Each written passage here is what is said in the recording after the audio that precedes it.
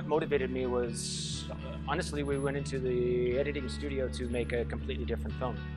But as we started watching all of the footage that we had, it made so much more sense to us to tell Mike's story, because we were just feeling the impact as we were watching the footage of this is the real story, is this man's will to live and will to make a change and will to survive.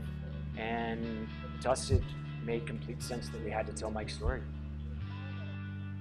Absolutely. I mean, I think that there's really great stories of survival that need to be told. We just happen to have somebody that was a famous musician that has that inspirational story.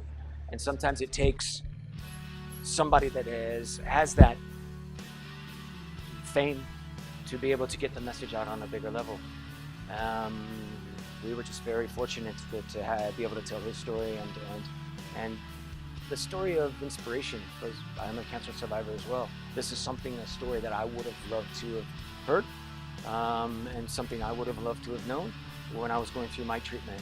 And so I think it is important. It doesn't matter where you're from or whether you like his music or not. It's this a story about continuing to make a difference and continuing to survive. Difficult. I mean, it was very difficult to make a story about a rockumentary and an inspirational story. I mean, you know, some people say you have too much music, some people say you don't have enough, you know. It was a very fine balance that we had to find to make the movie impactful for people that like his music, and also to get his inspirational story out. So honestly, it was incredibly difficult. To us, the most important thing is not the music side, but of the inspirational side of who the man is, and what his message is, and what his charity work does, and what he continues to do. So placing more of an emphasis, I guess, on the story of the man more than the music. Well, we have 10 years of shooting in 6 continents around the world that we followed Mike to. 2 years of editing, and a lifetime of footage, as you see. We have footage of him coming out of the ocean at 5 years old, playing music at 10, playing music at 16.